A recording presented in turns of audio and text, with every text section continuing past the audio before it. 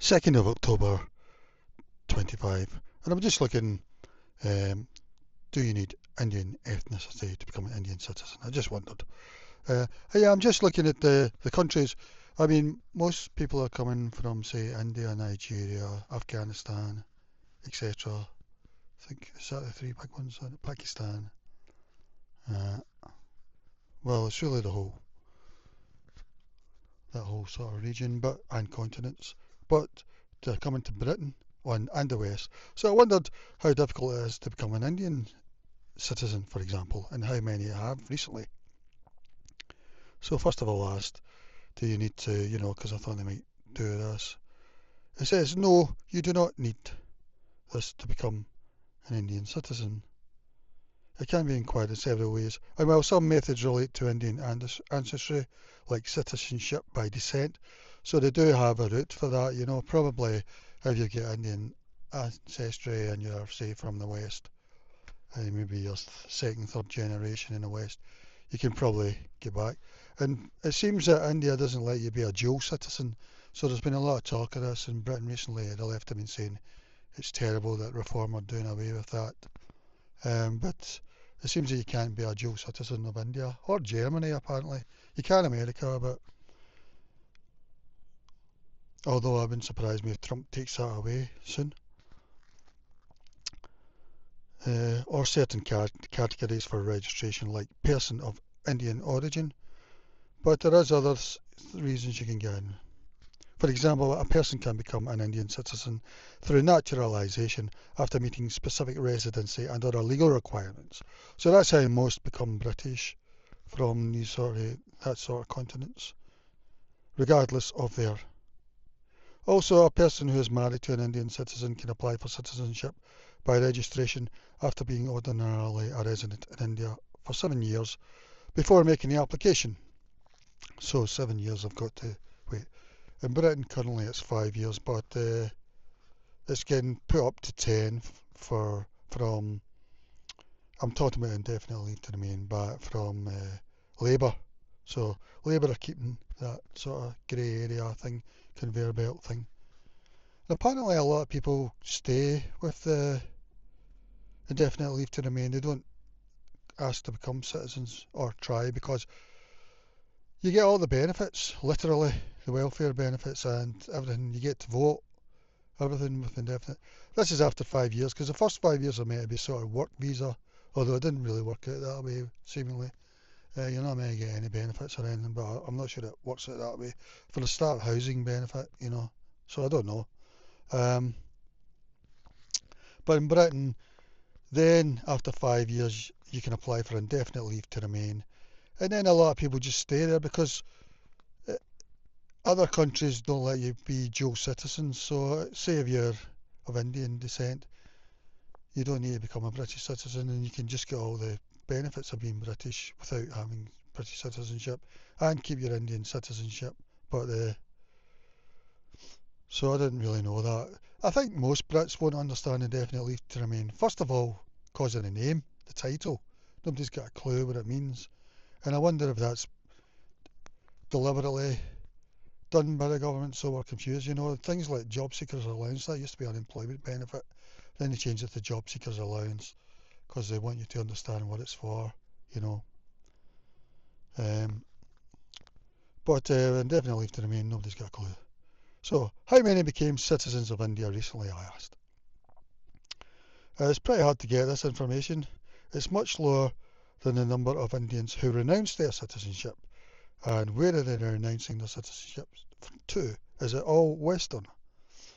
A government report mentioned that in the 5 years leading up to late 2024, citing data that includes parts of 2019 and 2024, only 5,220 foreigners were granted Indian citizenship through various methods, naturalisation, registration, etc.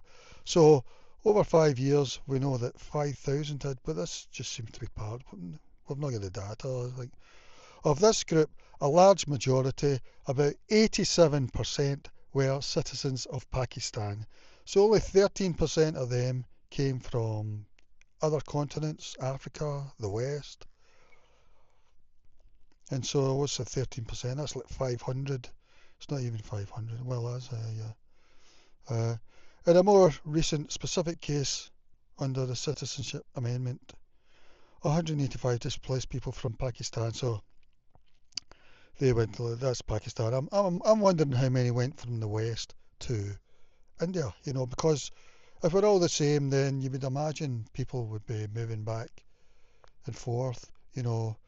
India's desirable. I think it's like the seventh biggest economy now. Being China being the second biggest economy doesn't seem to be a reason for people from other continents to move there. It seems so far. I mean, over there it's even less become citizens, I think, yearly. But I mean, 5,000 over 5 years isn't very much. It is more common to find recent statistics on the number of people who give up their Indian citizenship to acquire a foreign one, and we have to wonder where. Is that certain countries? Due to India not allowing dual citizenship. So these people have got to choose between being an Indian citizen or in this new country, wherever they are. This shows a significant trend in the opposite direction. So a number who renounced citizenship: 2024, 206,000, 23, 216,000, 22, 225,000. So, I mean, you're nearly a million there already. 161, and that's in the same time. The reasons cited by the government for renouncing citizenship are generally personal, often including the pursuit of better career opportunities, educational prospects, or a higher quality of life abroad. Can they not get all these things in India? It's the seventh biggest economy. It's a booming economy. I think they're growing at 7% a year or something. It's a place, if it's all just about economics, people should be staying and others should be moving there, really. So why aren't they? Why aren't Corbynistas' daughters moving to the University of Delhi to study, etc.? Are those who gave up citizenships all for Western countries? No, those who gave up their Indian citizenship did not all do so for Western countries, though Western countries are overwhelmingly the most popular choice. Why? Why are they moving there? Have they got a perception which would make them seemingly not for something? Um, and yeah, top destinations.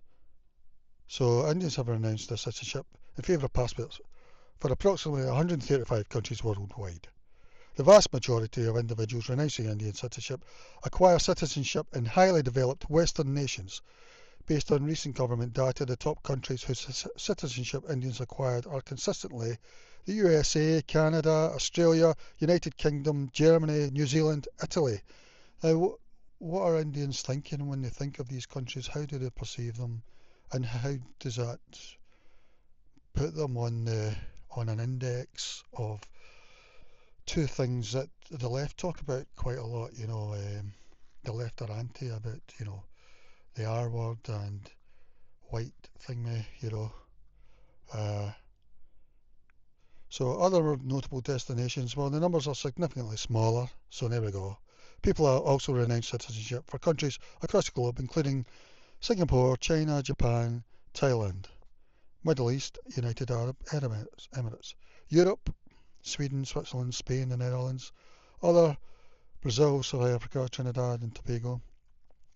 The primary reason for this trend is that these individuals are often seeking benefits of a stronger passport for global mobility, better career educational opportunities. Why? When India is flourishing, and a perceived higher quality of life. So it's perceived. I don't think that's true. I mean, most of these are probably middle class or students. Well, I don't know actually, but is that not a brain drain as well? Because when Modi does deals with the West, he seems to include as an import that the West must take Indians. And he knows that means that they don't allow dual citizenship, so they're going to give up. It's a good chance they'll give up their Indian citizenship. Is that not sort of Modi giving out the wrong signal in terms of where we're supposed to perceive his party? We're supposed to perceive them as in a certain way. But if you're wanting your citizens to leave, um, you know, it's it's a bit of a complex, I would say. I don't know, but the primary reason, as I say, I've received high quality life. Since India does not permit dual citizenship, acquiring a second passport necessitates renouncing the Indian one. So there we go. I'll look at the other ones as well. Nigeria. What's the other one that's really common? The ones that have been recently common. All right. Bye bye for now.